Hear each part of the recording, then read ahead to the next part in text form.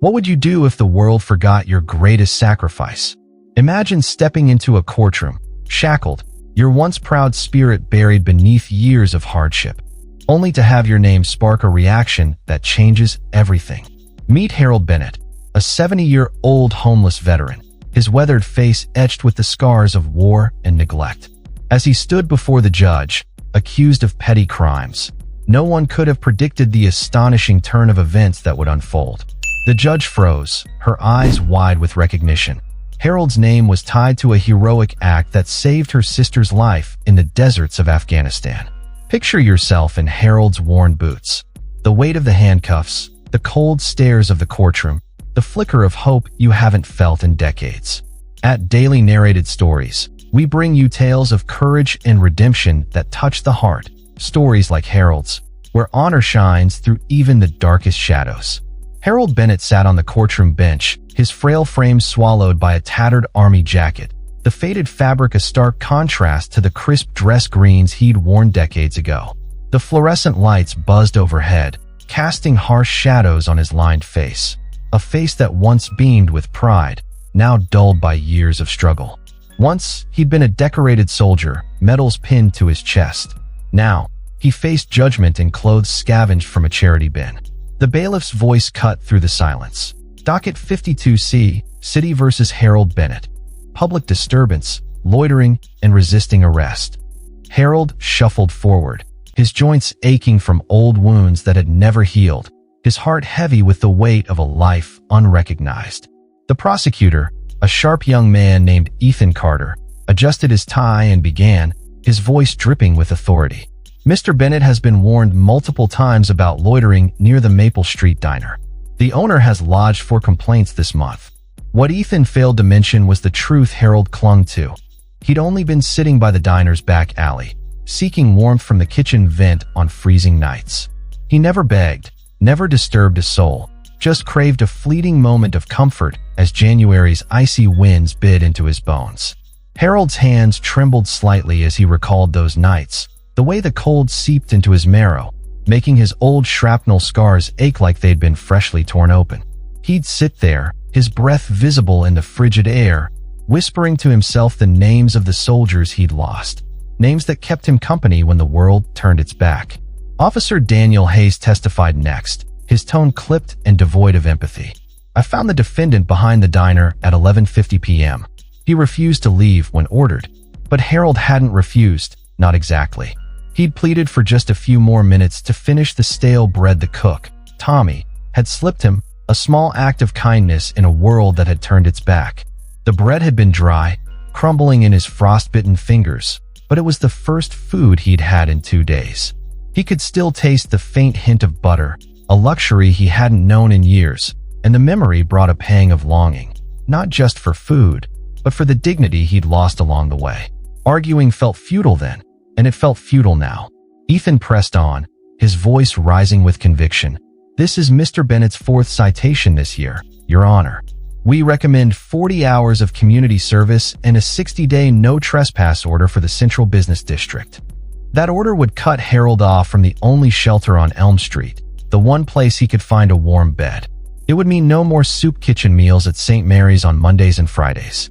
It would mean utter isolation in the dead of winter, a thought that made his chest tighten with dread. He pictured himself trudging through the snow, his thin jacket no match for the biting wind, searching for a corner to curl up in, another forgotten soul in a city that had moved on without him. The shelter had been his lifeline, a place where he could hear the soft snores of other veterans, men and women who understood the weight of his silence. Without it, he'd be truly alone, a ghost haunting the streets he'd once fought for. Judge Amelia Harper, a woman with a reputation for fairness, turned her gaze to Harold. Her eyes, framed by half-moon glasses, held a glint of something deeper, curiosity, perhaps, or recognition. Mr. Bennett, do you have representation today? Harold shook his head, his throat too dry to speak. His assigned public defender had been pulled away for another case, leaving him to face this storm alone. He felt like a soldier abandoned on the battlefield, the echoes of gunfire replaced by the sterile hum of the courtroom. Would you like to speak on your own behalf? Judge Harper asked, her voice steady but her eyes searching, as if she were looking for something beyond the man before her. Harold's throat felt dry, his words scraping out like sandpaper. "No excuses, Your Honor. Just trying to keep warm." His voice cracked on the last word, a raw edge of vulnerability that made the gallery shift uncomfortably. He thought of the diner's vent, the warm air smelling faintly of grease and bread, a lifeline on nights when the cold threatened to claim him entirely. "Why that spot in particular?" she pressed, a flicker of curiosity in her expression, her pen poised over her notes. Harold hesitated, the weight of her question pressing against the walls he'd built around his heart. "The cook, Tommy. He leaves food sometimes. I've known him since he was a boy. His dad served with me in the Gulf War." The memory of Tommy's father, Sergeant Michael Evans, flashed through his mind. Michael's laughter during downtime in the desert, the way he'd shared his last cigarette with Harold before a mission. Tommy had been just a toddler then, a photo in Michael's wallet that Harold had seen 100 times. Now, Tommy was a grown man, slipping Harold scraps through the back door, a silent tribute to the bond their fathers had shared. "And what about your military service?" Judge Harper asked, her tone shifting slightly, though such details rarely mattered in these cases. Harold straightened, a spark of pride cutting through his fog of shame. "United States Army, 1978 to 1998. Staff Sergeant, 3rd Infantry Division in Afghanistan." The words rolled off his tongue, a mantra of honor he hadn't spoken in years. For a moment, he was back in his uniform, the weight of his gear grounding him, the camaraderie of his unit a shield against the chaos of war. Judge Harper jotted something down, her brow furrowing as she scanned his file. Something caught her attention, something that made her pause, her pen hovering over the page, her breath catching almost imperceptibly. Before she could speak, the courtroom doors swung open with a creak that echoed through the room. A man in a tailored suit strode in, his polished shoes clicking against the floor with a rhythm that spoke of confidence and purpose. He set a sleek briefcase on the defense table and addressed the court, his voice smooth and assured. "Your Honor, Victor Langston for the defendant. I apologize for the delay, but I've been retained to represent Mr. Bennett." Harold blinked, confusion etching deeper lines into his face. He hadn't hired anyone, couldn't afford a lawyer, let alone one who looked like he belonged in a boardroom, not a courtroom. The sight of Victor stirred a faint hope in Harold's chest, but it was quickly overshadowed by doubt. Who would care enough to help a man like him? "This is unusual, Mr. Langston," Judge Harper noted, her tone sharp, but her eyes flickering with something unreadable. The court wasn't informed of this change. "It's a recent development, Your Honor," Victor replied smoothly, his calm demeanor a stark contrast to the tension in the room. "I request a brief recess to confer with my client." Judge Harper studied him, then Harold, her expression unreadable but her hands tightening slightly on her gavel. "The court will take a 20-minute recess," she declared, rising swiftly and retreating to her chambers, her robes billowing behind her like a storm cloud. Harold turned to Victor, his voice barely above a whisper, rough with disuse and disbelief. "I can't pay for a lawyer." "You don't have to," Victor said softly, his eyes kind but resolute. "The firm of Langston, Harper, and Cole is taking your case pro bono." Harold's eyes narrowed at the name, a flicker of recognition sparking in his mind. "Harper? Like the judge?" "Exactly like the judge," Victor confirmed, a knowing look in his eye that made Harold's stomach twist with unease. What did this mean? Was this some kind of setup, or a lifeline he didn't deserve? In her chambers, Judge Amelia Harper sat at her desk, her hands trembling as she removed her glasses. 2 decades on the bench had honed her ability to remain composed, but this moment shook her to her core. "It can't be him," she murmured, though the details in Harold's file were too precise to deny. She opened a drawer and pulled out a faded photograph, a younger Amelia standing beside her sister, Captain Sarah Harper, in her Army uniform, both beaming at Sarah's promotion ceremony. The photo was creased from years of handling, a tangible connection to a sister she'd lost too soon. Beside the photo lay Sarah's last letter from Afghanistan, its edges worn from years of rereading, the ink smudged in places where Amelia's tears had fallen. In that letter, Sarah had described a harrowing ambush near Kandahar. "If not for Staff Sergeant Bennett," she'd written, "I wouldn't be here. He ran through a hail of bullets to drag me to safety after I was hit. then held off the enemy so our medevac could get through.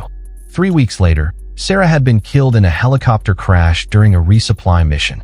At her funeral, a soldier had approached Amelia's family, his voice thick with emotion. "Your daughter saved my life that day in Kandahar. I owe her everything." That soldier had been Harold Bennett. Amelia could still hear his voice, the way it had cracked with grief, a mirror to her own pain. Amelia had tried to find him after the funeral, desperate to learn more about her sister's final days. But the army said he'd been redeployed. Later, they informed her he'd been discharged after suffering severe PTSD and a traumatic brain injury from his last tour. Now, 20 years later, he sat in her courtroom, homeless, broken, and forgotten. Her fingers brushed the letter, tracing Sarah's handwriting as memories flooded back. Sarah's laughter, her fierce determination, the way she'd called Harold the last light of the team, in her letters, a beacon of hope in the darkest moments. Amelia's heart ached with the weight of what Harold had become, a hero reduced to surviving on scraps, his sacrifices buried under the rubble of a system that had failed him. A knock on the door startled her, pulling her back to the present. Victor Langston entered, his face etched with concern. "Amelia, what's wrong?" As her late husband's law partner and a family friend, he was one of the few who could address her so informally. "It's him, Victor," she said, her voice cracking as she pointed to the photo. "The soldier who saved Sarah. The one who carried her to safety under fire." Victor's eyes widened, the pieces falling into place. "The homeless veteran in your courtroom. That's the Harold Bennett? The one you've been searching for all these years?" Amelia nodded, her throat tight with emotion. "His service record confirms it. Kandahar, 2005, same unit as Sarah. He was awarded the Bronze Star for that day." She paused, her mind racing with the implications. "Does he know who you are?" Victor asked, his voice gentle. "I doubt it," Amelia replied, her voice steadier now. "I took my husband's name after law school, and it's been 20 years. She steadied herself, her resolve hardening. "How did this happen, Victor? How does a decorated soldier end up on the streets, in my courtroom, just for trying to survive?" Victor sighed, his expression heavy with the weight of Harold's story. "From what I gathered, he battled PTSD after his last tour. Nightmares, flashbacks, the kind that make you relive the worst moments over and over. His wife left him while he was overseas, unable to handle the distance and his struggles. VA benefits got lost in red tape, forms misplaced, appointments canceled, appeals denied. He worked odd jobs, mostly construction, until his injuries made it impossible. The shrapnel in his back, the TBI, it all caught up with him. Then came the spiral, job loss, eviction, homelessness. He's been on the streets for over a decade, Amelia." Amelia closed her eyes, Sarah's words echoing in her mind. "Bennett is the kind of soldier who'd give his life for his squad without hesitation. If I can be half the leader he is, I'll have done my job." She thought of Harold's trembling hands, his hollow eyes, the way he'd carried the weight of his service alone for so long. "What will you do?" Victor asked gently. "You could recuse yourself." "No," Amelia said firmly, her voice steady now. "I won't lose him again. I know the ethical concerns, but there's a greater ethic at stake. How we treat those who gave everything for us." When Judge Harper returned, her demeanor was composed, but her hands betrayed a slight tremor as she arranged her notes. The courtroom felt different now, the air charged with an unspoken tension, as if the walls themselves sensed the gravity of what was to come. "Mr. Langston, how does your client wish to proceed?" Victor stood, his voice calm but resolute. "Your Honor, we request dismissal of all charges. Mr. Bennett was merely seeking shelter from life-threatening cold, a basic human need. Moreover, we can prove he had implied permission from diner staff to be on the premises."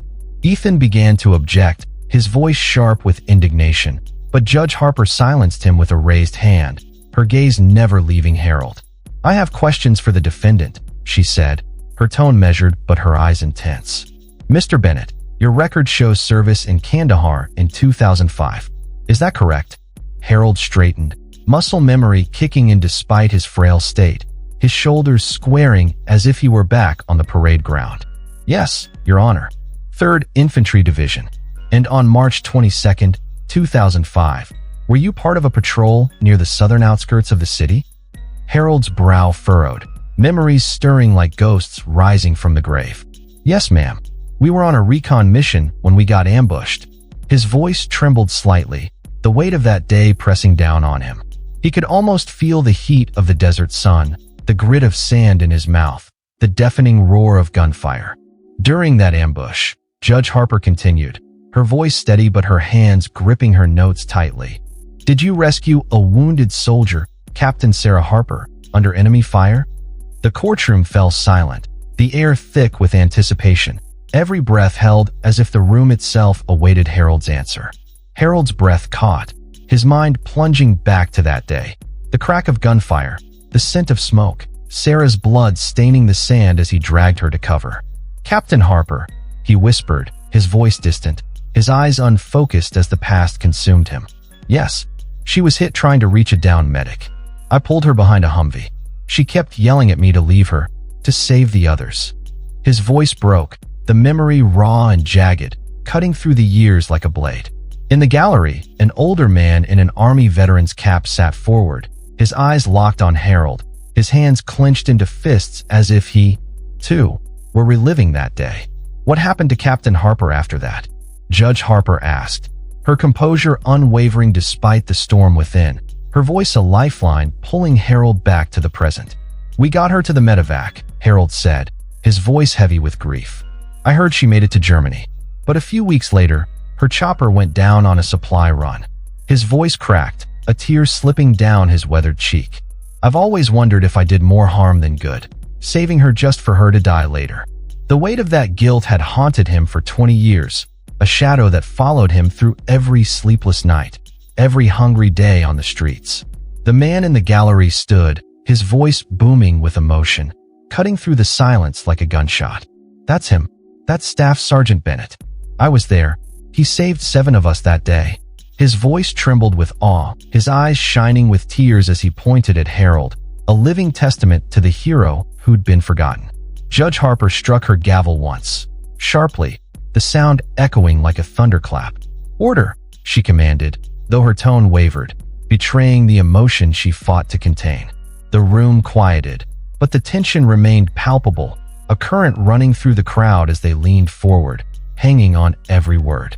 Harold stared at the floor, the sudden attention making him shrink into himself, his hands trembling in his lap. He felt exposed, raw, as if the years of armor he'd built around his heart had been stripped away in an instant. "Your Honor," Ethan interjected, his voice tinged with frustration. "While Mr. Bennett's service is commendable, it's irrelevant to, the court disagrees." Judge Harper cut in, her voice firm, her eyes blazing with a fire that silenced Ethan mid-sentence. "It's entirely relevant." She set her gavel down with purpose, the deliberate motion a signal that something monumental was about to unfold. "We'll take a 15-minute recess. Bailiff, ensure Mr. Bennett stays in the courtroom." As she left, she met Harold's gaze, her eyes conveying something profound, a promise, a recognition, a debt unpaid. "Mr. Bennett, when I return, we have matters beyond these charges to address." The words hung in the air, heavy with meaning, as Harold watched her disappear into her chambers. His heart pounded in his chest, a mix of fear and hope warring within him. What could she mean? What matters could possibly outweigh the charges that had brought him here? In her chambers, Amelia's composure shattered like glass under a hammer. She pressed her hands to her face, tears slipping through her fingers as 20 years of grief and gratitude poured out in shuddering sobs. The photograph of Sarah sat on her desk, her sister's smile a beacon of light in the darkness of that moment. Amelia traced the edges of the photo, her fingers lingering on Sarah's face, and whispered, "I found him, Sarah. I finally found him." After steadying herself, she picked up her phone, her voice firm despite the tremor in her hands. "General Carter? Amelia Harper. I know it's been a while, but I need a favor, urgently." When Judge Harper returned, she wasn't alone. 3 uniformed Army officers followed her, their boots echoing with military precision. A general, a sergeant major, and a lieutenant carrying a polished wooden case that gleamed under the courtroom lights. The courtroom buzzed with whispers as Harold stood instinctively, his body responding to the sight of the uniforms despite his exhaustion. His knees trembled, not from age or injury, but from the overwhelming sense of history unfolding before him. Judge Harper took her seat, her voice carrying a new weight, as if the words she was about to speak had been waiting decades to be heard. Before we proceed, I must disclose a personal connection to this case. Captain Sarah Harper was my sister. Gasps rippled through the room, a wave of shock that seemed to reverberate off the walls. Harold's eyes widened, a mix of recognition and disbelief crossing his face as the pieces of the puzzle fell into place. 20 years ago, Judge Harper continued, her voice steady but her hands trembling slightly. My sister wrote to us about a staff sergeant who saved her life in Kandahar, a man who braved enemy fire to pull her to safety and held off the enemy so her team could escape. Her voice trembled slightly, the weight of those words pressing down on her. That man was Staff Sergeant Harold Bennett. The man in the veteran's cap shouted, his voice thick with emotion. It's true, Your Honor. Bennett took 3 bullets, dragging the captain to cover. His words were a rallying cry, a testament to the bravery that had gone unrecognized for too long. Judge Harper nodded, acknowledging him with a look of gratitude, her eyes shimmering with unshed tears. 3 weeks after that incident, my sister was killed in a helicopter crash. At her funeral, soldiers shared stories of her bravery and of the staff sergeant who gave us 3 more weeks with her. I've spent years trying to find you, Staff Sergeant Bennett. The Army told me you'd been redeployed, then discharged, but they couldn't locate you. Harold stood frozen, his weathered face a battlefield of emotions, shock, grief, pride, and a deep, aching sadness that had been his constant companion for decades. His hands clenched at his sides, the scars on his knuckles a map of the battles he'd fought, both on the battlefield and within himself. I never stopped searching, Judge Harper said, her voice softening, a tenderness breaking through her judicial demeanor. And now, by fate or miracle, you're here in my courtroom. She gestured to the general, her voice steadying. General Thomas Carter was my sister's commanding officer. He has something to say. General Carter stepped forward, his presence commanding, his uniform a symbol of the honor Harold had once known. Staff Sergeant Bennett, the Army has been trying to find you for years. Your file was reviewed under the Veterans Recognition Program. New intelligence about your actions in Afghanistan and Iraq warranted a reassessment of your decorations. The lieutenant opened the wooden case with a reverence that silenced the room, revealing a medal on a crimson ribbon, its surface catching the light like a star in the night sky. By order of the Secretary of the Army, and in recognition of extraordinary heroism on March 22, 2005, the Distinguished Service Cross is awarded to Staff Sergeant Harold J. Bennett, United States Army. The courtroom erupted in murmurs, a wave of awe sweeping through the crowd as the weight of the moment settled over them. The Distinguished Service Cross, the second highest military honor, a testament to courage beyond comprehension. General Carter's voice was steady, but his eyes shone with respect as he continued.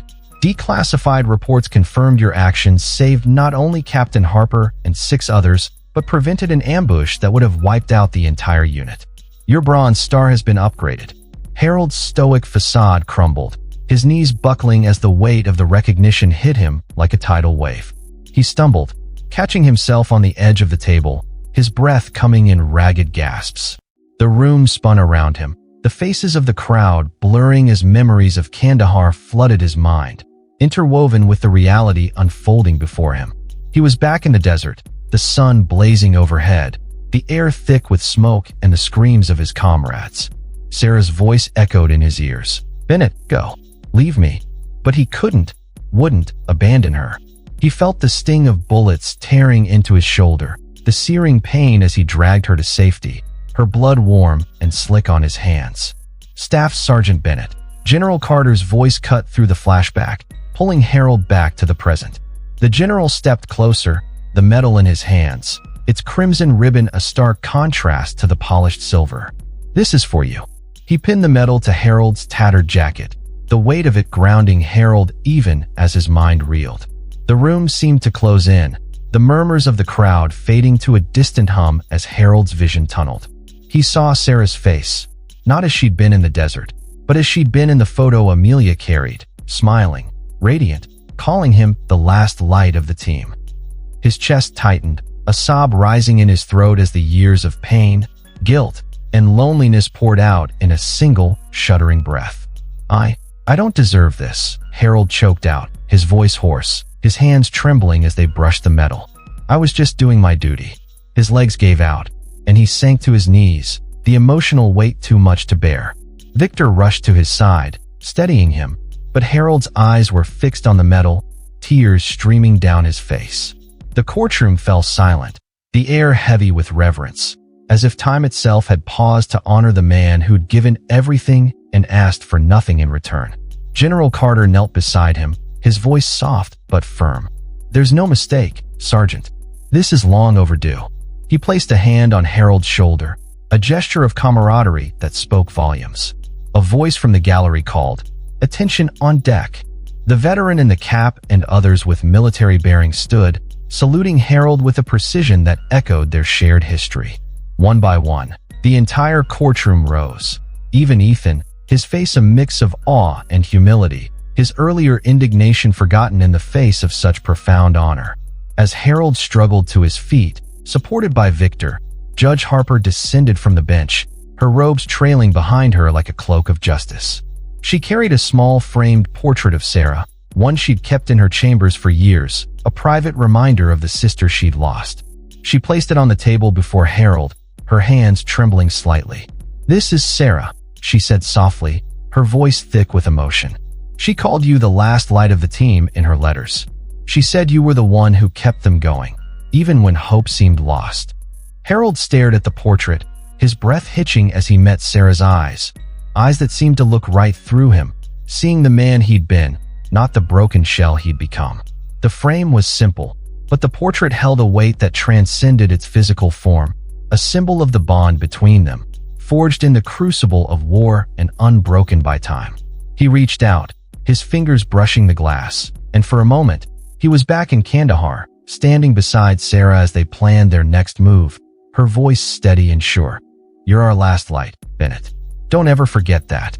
The words echoed in his mind, a lifeline he'd clung to through the darkest nights, now brought to life in this courtroom where his honor was finally seen.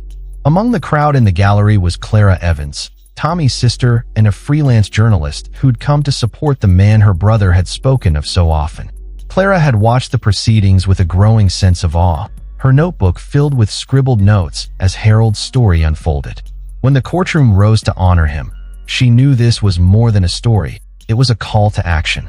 That night, she sat at her laptop, her fingers flying over the keys as she poured her heart into an article titled, "The Last Light: A Forgotten Hero's Redemption." Clara wrote of Harold's bravery, his sacrifices, and the systemic failures that had left him on the streets. She described the courtroom scene in vivid detail, the metal gleaming on his tattered jacket, the tears in Judge Harper's eyes, the collective rise of the crowd in a salute to a man who'd been invisible for too long. But she didn't stop there. She called out the bureaucracy that had failed Harold and countless other veterans, the red tape that tangled their benefits, the indifference that left them homeless and forgotten. "Harold Bennett is one man," she wrote, "but his story is the story of thousands. We cannot let their sacrifices fade into the shadows. It's time to act, time to demand better for those who gave everything for us." The article went viral within hours, shared across social media platforms by veterans groups, advocacy organizations, and everyday readers moved by Harold's story. Hashtags like #HonorOurVeterans and #TheLastLight trended for days, sparking a national conversation about the treatment of veterans. Donations poured into local shelters, volunteers signed up to help with housing initiatives, and lawmakers began discussing reforms to streamline VA benefits. Clara's words became a rallying cry, a beacon of hope for veterans across the country, proving that one story, told with heart and conviction, could create waves of change. Harold's redemption became a symbol of what was possible when society chose to see, to care, to act. Judge Harper, tears streaming down her cheeks, spoke through her emotion, her voice a mixture of pride and sorrow. Given these revelations, all charges against Staff Sergeant Harold Bennett are dismissed with prejudice. She struck her gavel, the sound echoing with finality, a punctuation mark on a chapter of Harold's life that had been marked by struggle. Court is adjourned. As the proceedings ended, The sergeant major approached Harold with a tablet, his voice gentle but firm. "Sir, we've been trying to process your updated VA benefits. Your disability rating is now 100% service-connected, retroactive to your discharge." "What does that mean?" Harold asked, his voice faint, his mind still reeling from the medal ceremony. "It means back pay, full medical coverage, housing support, and more," the sergeant major replied, a smile breaking through his stern demeanor. Victor added, his voice warm with reassurance. "Our firm will ensure it's handled immediately, Mr. Bennett. No more delays." From the back, Tommy, the cook who'd left food for Harold, approached, his eyes brimming with tears. "My dad always said a soldier named Bennett saved his platoon. He told me, if you ever meet him, you owe him your life. I never knew it was you." Tommy's voice broke, and he pulled Harold into a tight embrace, a gesture that spoke of gratitude and connection across generations. Ethan, visibly moved, stepped forward, his earlier sharpness replaced by humility. "Sir, I had no idea. I'm sorry for how this was handled." His voice was soft, his eyes downcast as he extended a hand to Harold, a silent acknowledgement of the wrong he'd nearly done. Harold stood taller, the weight of years of anonymity lifting, his shoulders squaring as if the metal on his chest had restored the soldier he'd once been. Judge Harper descended from the bench, her professional mask gone, her movements slow and deliberate. She stood before Harold, her voice soft but clear, carrying the weight of 2 decades of gratitude. "My sister wrote about what you said when you saved her. No soldier gets left behind on my watch. Today, Staff Sergeant Bennett, we keep that promise to you." As Harold stood there, the courtroom fading into the background, his mind dragged him back to that day in Kandahar. The air was thick with dust, the ground trembling with the force of explosions. He could still hear Sarah's labored breathing as he dragged her to cover, her blood soaking into his uniform. Bullets whizzed past, each one a whisper of death, but he couldn't leave her, not when she'd been willing to die for her medic. His own wounds burned, but the fire in his heart burned hotter. "Stay with me, Captain," he'd growled, his voice raw with determination. The memory brought a lump to his throat, a mix of pride and pain he'd buried for 20 years. He saw Sarah's face, her eyes fierce even as she bled out, and heard her voice again. "You're our last light, Bennett." The words echoed in the courtroom, blending with Judge Harper's voice, a bridge between past and present that anchored Harold in the moment. 3 weeks later, Harold Bennett stood in a modest apartment, a mirror reflecting a man he barely recognized. The Veterans Affairs housing program had fast-tracked his case, placing him in a 1-bedroom unit for formerly homeless veterans. The walls were bare save for a single frame, his Distinguished Service Cross gleaming beside his Purple Hearts, medals Victor had tracked down from a storage unit sold off years ago. For the first time in decades, Harold felt a flicker of peace, a sense that he hadn't been forgotten after all. A knock at the door broke his reverie. Judge Amelia Harper stood there, out of her robes, holding a small box. "May I come in, Staff Sergeant Bennett?" she asked warmly. Harold nodded, still adjusting to his new reality. "Please, just Harold," he said. "Then I'm just Amelia," she replied with a gentle smile. Outside the courtroom, at least. They sat in the sparse living room, the silence between them heavy with shared history. "I brought something for you," Amelia said, opening the box to reveal a stack of letters. "These are from Sarah. She wrote to us every week while deployed." She handed him one, her voice soft. "This one's about you, written the day after you saved her." Harold's hands shook as he unfolded the letter, Sarah's precise handwriting a painful reminder of the past. "Mom, Dad," he read aloud, his voice trembling. "I'm okay, thanks to Staff Sergeant Bennett. We were ambushed yesterday, and I was hit. He ran through fire to get me to safety, even when I told him to leave me. He said no soldier gets left behind on his watch." Tears welled in Harold's eyes as he paused, the words cutting through years of guilt. "She wrote about you a lot," Amelia said softly. "She said you were the kind of soldier she wanted to emulate." "She was a great leader," Harold replied, his voice thick. "She always put her team first." Amelia nodded. "After we lost her, I went to law school. The Veterans Court I started, the housing programs. It was all because of what Sarah wrote about you, about how the system fails even its best." Harold looked away, uncomfortable with the praise. I'm no hero. I just did my job. That's what heroes always say, Amelia said with a smile. She hesitated, then added, There's more you should know. The day Sarah died, she was on a mission to deliver supplies to a village under siege. She volunteered because she wanted to live up to the courage you showed. The revelation hit Harold like a tidal wave. For 20 years, he'd carried the burden of wondering if saving Sarah had been in vain, if he'd only delayed her death. She didn't die because of you, Amelia said, her voice firm. She lived the way she did because of you. They sat in silence, the snow falling softly outside, a quiet blanket over the city. Harold finally spoke, his voice barely audible. All these years, I thought no one remembered, that it didn't matter. It mattered, Amelia assured him. To Sarah, to her team, to me. Harold's story reminds us that courage and sacrifice never fade, even when the world looks away. Have you or someone you know ever felt forgotten for a selfless act? Share your story in the comments. We'd love to hear how you've seen honor shine through adversity. As Amelia prepared to leave, she placed a hand on Harold's shoulder. Sarah always said a soldier's true measure is what they do when no one's watching. You lived that, Harold, even when the world forgot. Harold stood taller, a quiet dignity settling over him. Someone remembered my name, he whispered. After all this time, someone remembered. In that moment, something broken began to heal, not just for Harold, but for everyone touched by his silent heroism. Some people save lives, but spend their own forgotten. Honor doesn't need fanfare. Sometimes, a single moment of recognition can lift a soul from the ashes.